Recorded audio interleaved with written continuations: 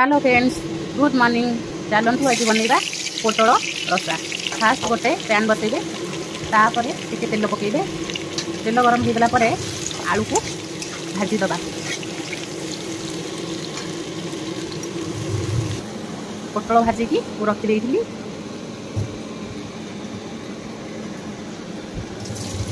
पोटल को golden brown करके भाजी की आलू संगे आलू टिके मिसेक भाजी देबे।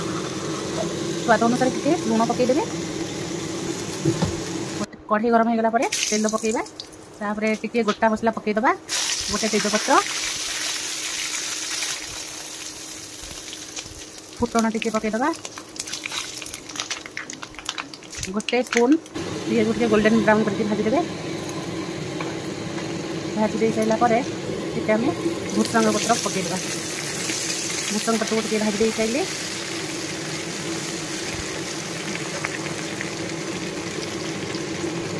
गोटे 2 स्पून लंका गुंड,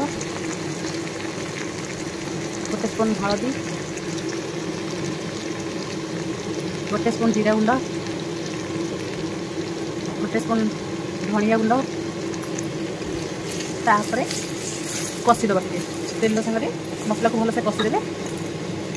मसलाटा रेड कलर आसला तेल सेटिंग तेल ही कषिदेवे। मसला टाइम एत सुंदर देखा। टमाटर गोटे भलसे काटिकी पकईदबा।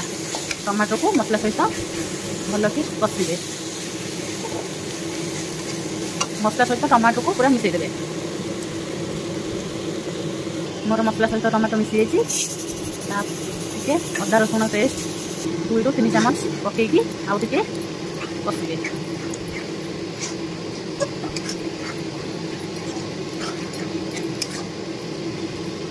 मसला उपरे तेल बाहरी आसला 5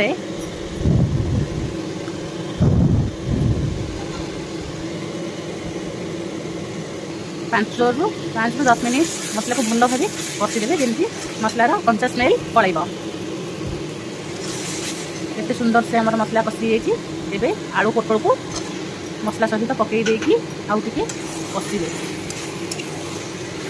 आलू पोटल सहित मसला को 5 मिनिट घोड़ी भल से कषिदे।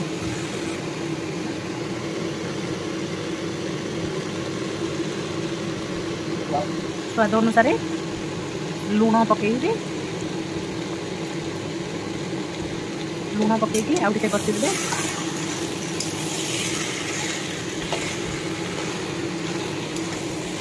तापर ताको घोड़ी देवे।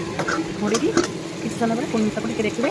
देखिए आमर केमती आलू पोटल कषारू तेल बाहरी आसलानी।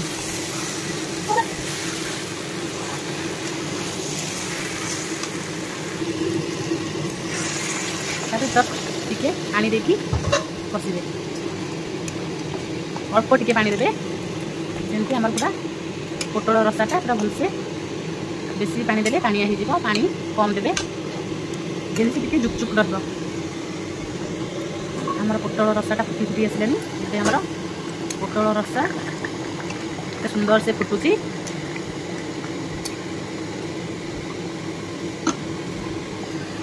तापरे टिके कस्तूरी मेथी पत्र टिके हाथ में क्रश करके पकईदेवे। स्मेल बहुत भल आसे। टिके गरम मसला पकईदेवे। गोटे स्पून आमर पोटल रसा गोटे बाउल रे काढ़ी देकी टिके गार्निशिंग करदबा। धनिया पत्र धनिया पत्र गार्निशिंग कर देकी